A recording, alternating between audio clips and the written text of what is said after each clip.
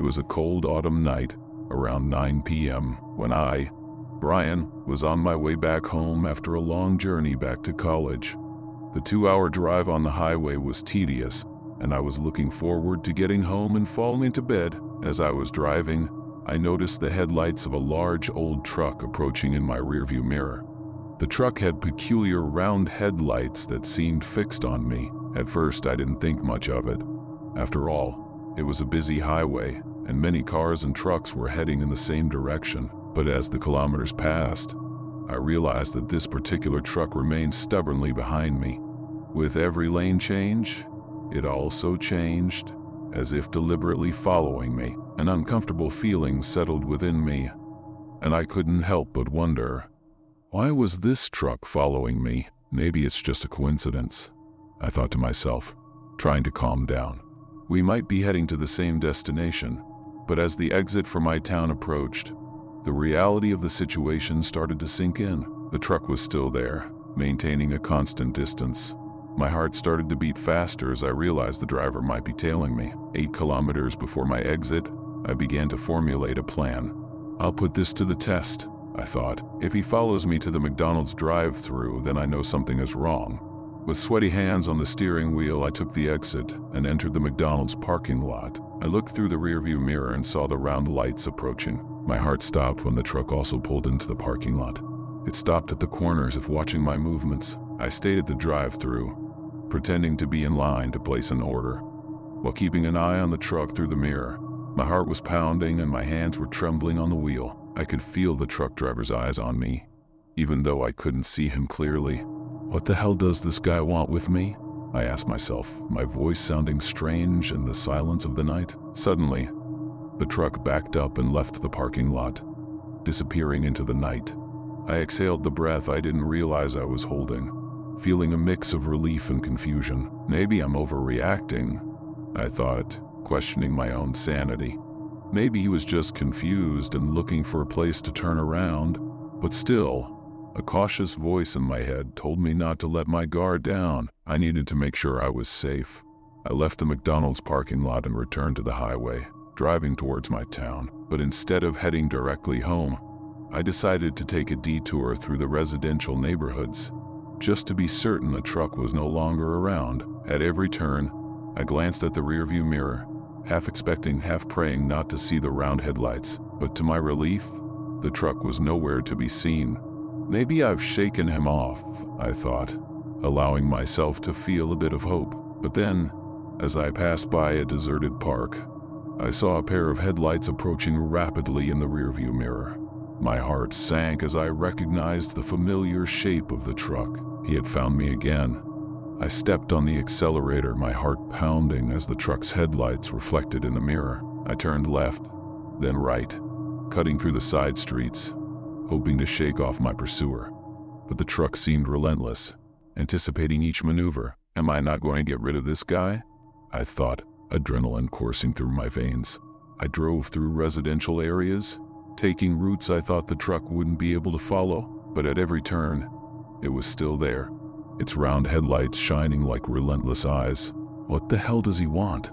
I shouted, my voice echoing in the empty streets. In a desperate act, I abruptly turned into a dead-end street, thinking I had finally lost the truck.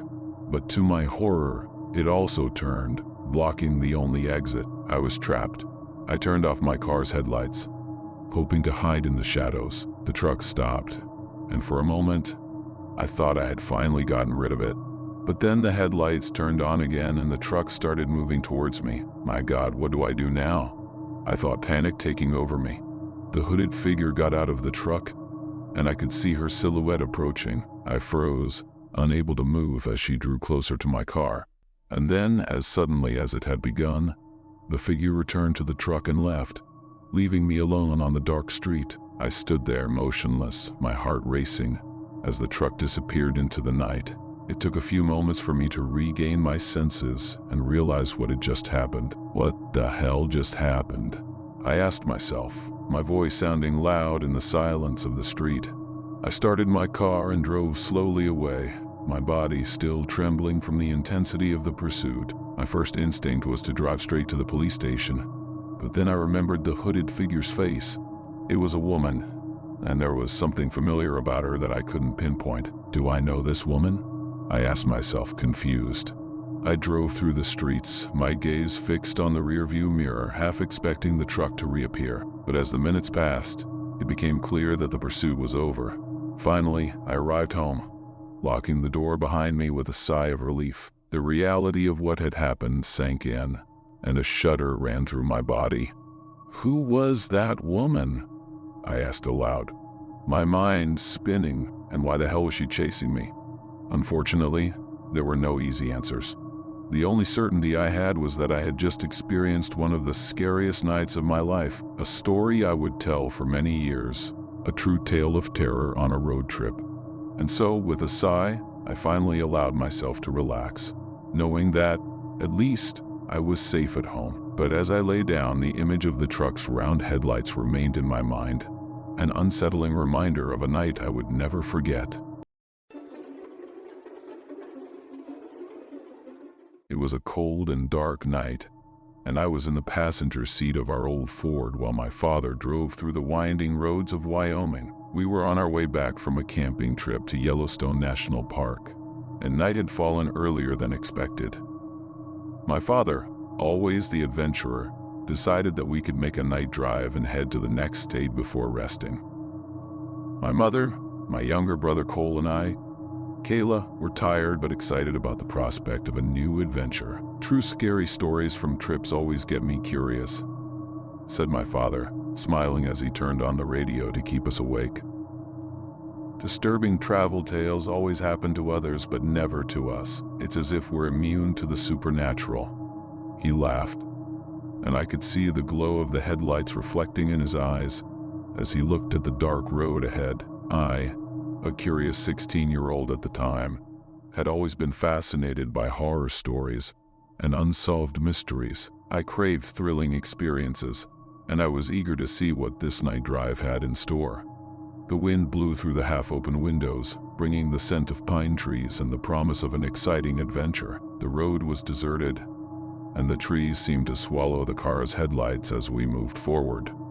Occasionally, we would pass a road sign, indicating how far we were from civilization. My brother had already fallen asleep in the back seat, his soft, regular breathing breaking the silence of the night.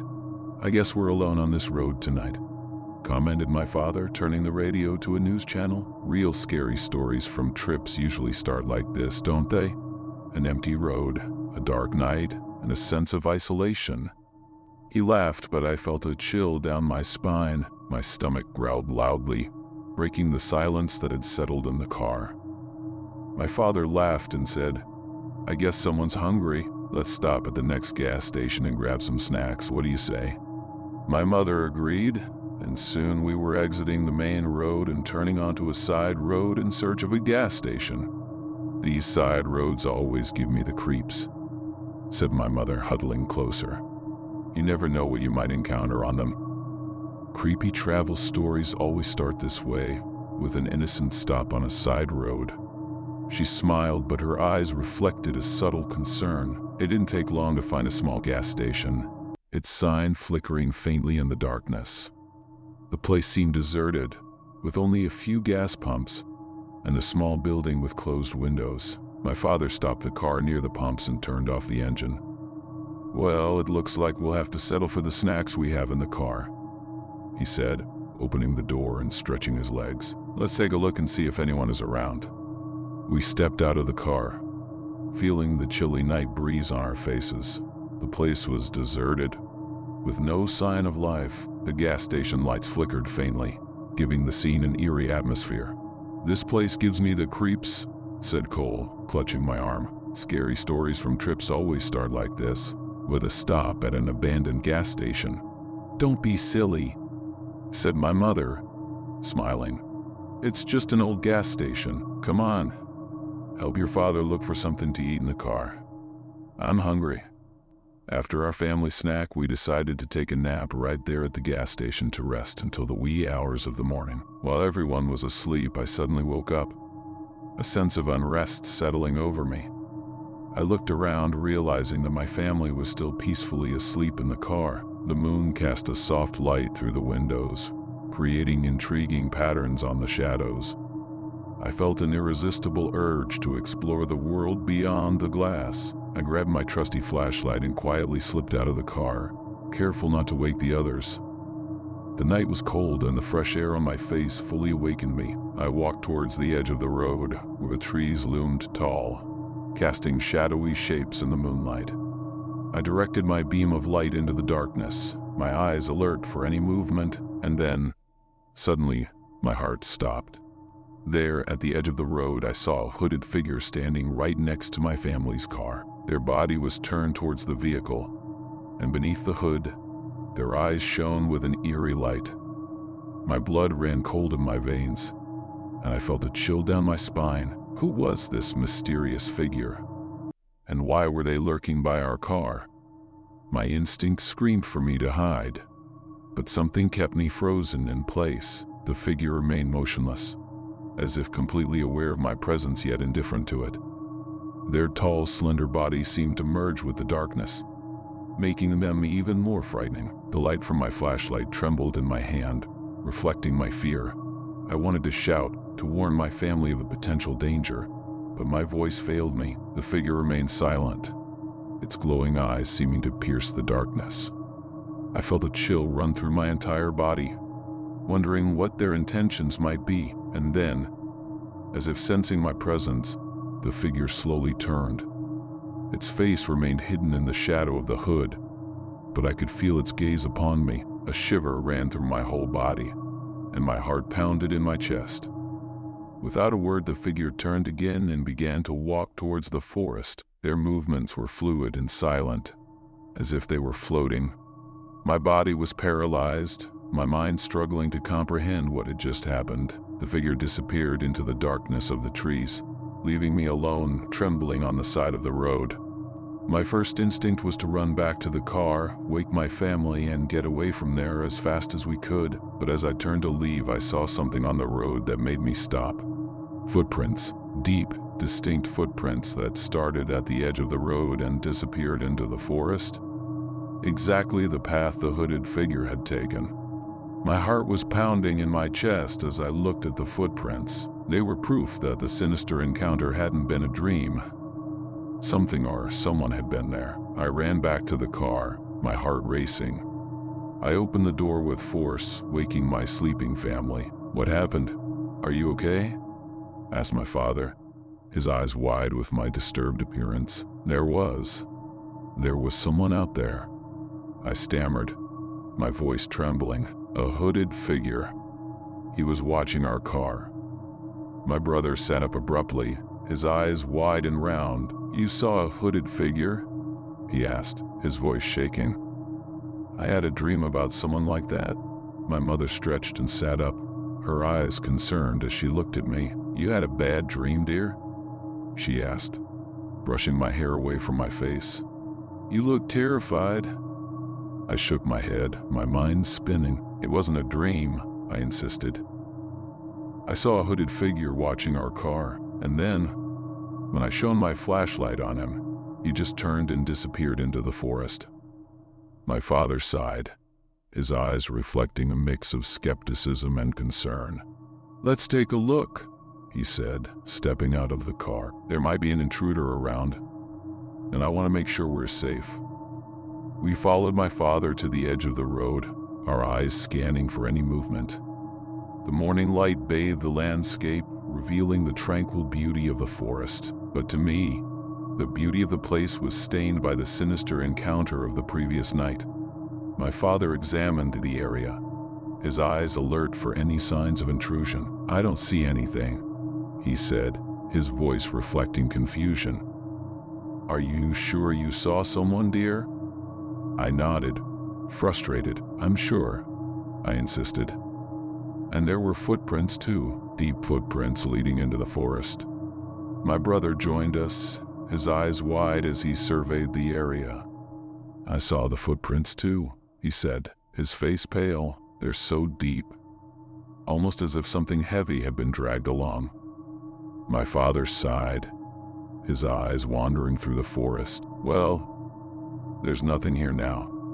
he said, his voice firm. "Let's continue our trip, but we'll keep an eye out for any suspicious activity." I nodded, my body still trembling from the nocturnal encounter. I got back into the car, my gaze fixed on the road ahead, my heart pounding with unanswered questions. Who was the hooded figure? Why were they watching our car? And what did the deep footprints mean? I felt there was an unsolved mystery hanging over us, a hidden story waiting to be uncovered.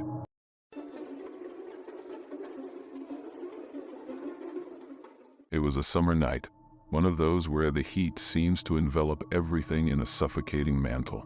My friend, John, and I, Tyler, decided to escape the boredom of our small town and embark on an adventure. We grabbed some cigarettes and set out in my car, intending to drive up to the top of the neighboring mountain. The base of the mountain was about an hour's drive away, and the journey to the summit, where there was a restaurant and bar, took another hour. We knew the establishment would be closed by that time.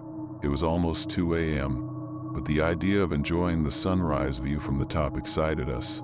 As I drove along the winding roads, the sense of freedom was palpable. The wind blew through the open windows, carrying the fresh scent of the night.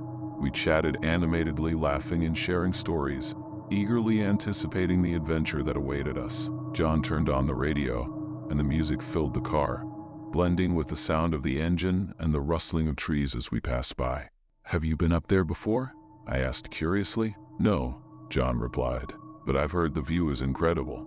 They say on a clear day you can see for miles and miles." Our laughter echoed through the night, mixing with the sound of the engine and the chirping crickets. The road seemed endless, snaking up the mountain like a giant serpent. But despite the distance, our enthusiasm kept us awake and energized. Suddenly, a strange noise from the engine brought us back to reality. The car started making odd sounds, and I felt the steering getting heavy. I pulled over to the side of the road, realizing we were running out of gas. "Dude, I don't think we filled the tank before we left," John said, looking out the windshield into the darkness beyond the car's headlights. "What do you say? What should we do?" I checked the gas tank, and indeed it was almost empty. "I guess we'll have to walk back," I suggested hesitantly. "We must be at least half an hour away from the mountain's base. We can try hitchhiking if anyone passes by." John nodded, and so we began our walk back down the winding road. The night was quiet, and our footsteps echoed in the darkness. The light from the stars and the moon provided some illumination, but the road was bordered by dense woods, plunging much of the path into darkness. As we walked, our lively conversation gave way to tense silence. The mountain seemed even more daunting at night, and the darkness hid menacing shadows among the trees. We heard the distant hooting of owls and the occasional rustling of leaves, which only added to our nervousness. Suddenly, as we rounded a bend, I saw something that made my heart stop. A figure was sitting on a large rock by the roadside, her white dress gently billowing in the soft breeze. Her long dark hair fell over her shoulders, and she seemed to be staring directly at us. "Do you see that?" John whispered, his voice filled with fear. I nodded my head in agreement, unable to speak. As we drew closer, the figure remained still, but it seemed to be observing us with piercing intensity. My heart hammered in my chest, and a chill ran down my spine. "Hey, are you okay?" John shouted, his voice sounding oddly loud in the night's quietude. The figure remained silent, but then slowly lifted its face towards us. My blood ran cold in my veins as I beheld its elongated face, empty eyes, and sinister smile. It was as if we were looking at a creature from a nightmare, something that should not exist. "Let's get out of here," I yelled, grabbing John's arm and pulling him with me. We ran back to the car, our hearts pounding wildly. We jumped into the car, and John started the engine, revving it with a roar. The car sped down the road, leaving the strange figure behind in the darkness. We raced along the winding road, the wind howling through the open windows like a lament. The sense of relief at escaping the eerie figure was palpable, but there was also a lingering residue of fear that refused to let go. Our eyes, still alert, scanned the darkness beyond the car's headlights, wondering if the mysterious figure was watching us. "I can't stop thinking about it," John said, his voice tense. It was like something out of a nightmare. I nodded in agreement, my eyes fixed on the winding road ahead. I know, it was surreal. A heavy silence settled in the car, each of us lost in our own terrifying thoughts. The atmosphere was thick, as if the mountain itself was conspiring against us. As we turned a particularly tight curve, my eyes were drawn to the roadside. My heart stopped again as I saw the strange figure, this time standing and staring intently at us. Her white dress gently fluttered in the breeze and her dark hair fell over her shoulders. "Do you see her?" John whispered, his voice filled with fear. Our eyes met for a brief moment, the terror reflected in them. Then, without a word, I flashed the headlights, and the figure vanished into the darkness. "Let's get out of here," John shouted, his face pale in the car's dashboard light. We sped down the road, our tires squealing on the gravel. The feeling of being pursued was overwhelming, even though there was no sign of the figure. "I can't believe we saw her again," John said, his voice trembling. "This is getting weird." Not long after, as we descended a steep slope, my eyes were drawn to the roadside once more. My blood ran cold at the sight of not one but two strange figures, identical to the first, sitting next to each other on separate rocks, yet close by. This time, John didn't need to ask if I saw them. He simply floored the accelerator, and our car sped away, leaving the strange figures behind. "They're multiplying," John exclaimed, his face pale in the dawn's light. "What the hell is going on?" Finally, we reached the mountain's base and turned onto the main road. The sky was starting to brighten, but the sense of relief had not yet arrived. "Let's head back home," John suggested, his voice reflecting the exhaustion and terror we both felt. "We need to leave this behind." We drove back to town in silence, the sun rising as we entered the familiar streets. But despite the daylight, the image of the strange figures remained burned into our minds. If you enjoyed the video you just watched, you won't want to miss this next one. Click now and I'll see you there.